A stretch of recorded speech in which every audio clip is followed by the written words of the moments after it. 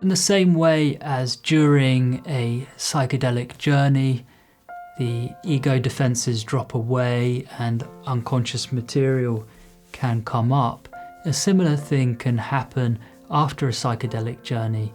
It's the kind of thing that's talked about in spiritual practice, in retreats, where these formations of mind can percolate up.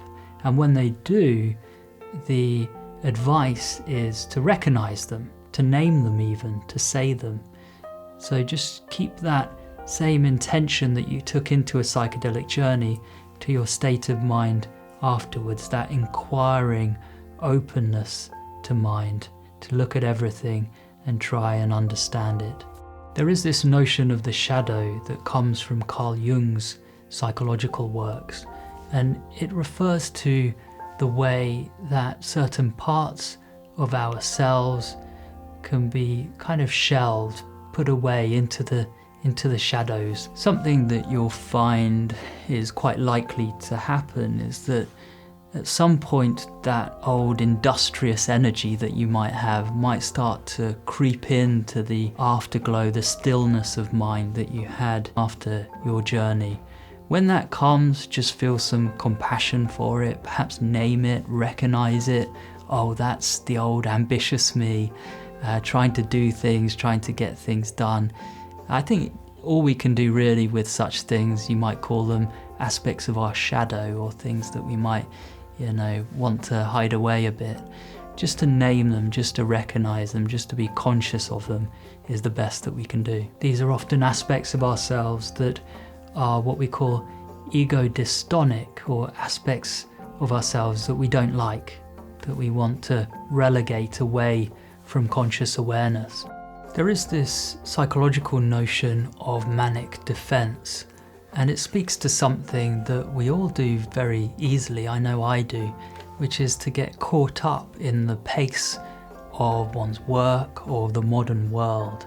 And manic defense refers to a defense mechanism in which we allow ourselves to get entangled in that paciness, and in that way it takes us away from our emotions, takes us away from our heart, puts us too much in our heads. So just be mindful of that both before and after a psychedelic journey. My main practice is stopping and listening to the heart. Stillness, non-doing, listening are as important and essential as action in the mandala of the awakened life.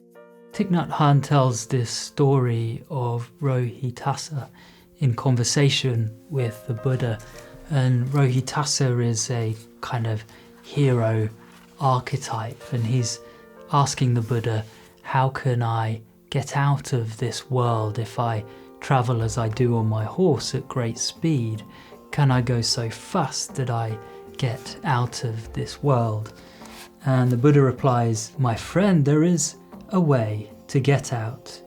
You only need to look inside.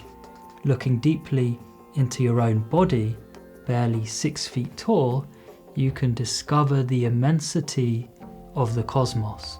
You can touch your true nature beyond birth and death, suffering and discrimination. You don't need to go anywhere.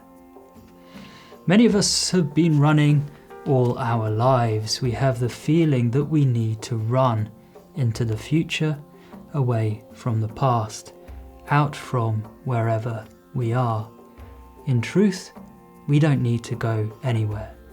We just need to sit down and look deeply to discover that the whole cosmos is right here within us. Our body is a wonder containing all kinds of information. To understand ourselves is to understand the whole cosmos. The way out is in. Of course, all of these defenses are things that we can feel compassion for. They're just ways that we look after ourselves.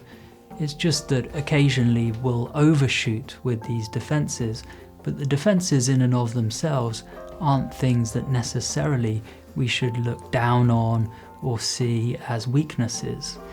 So the notion of shadow work is just to try and recognize those aspects of ourselves. In recognizing them, in bringing them to consciousness, we can have a fuller, more authentic understanding of ourselves. When it comes to the shadow, the healthiest principle is to just let it breathe. You're working towards some acceptance of those aspects of yourself that perhaps you're not the most proud of, you'd rather kind of push away. But it's healthy just to allow them to have some expression, promoting a sense of awareness and authenticity of self. You don't want to cultivate the shadow, but you do want to know it's there, let it breathe, let it express itself. It's not the perfect, but the imperfect that is in need of our love.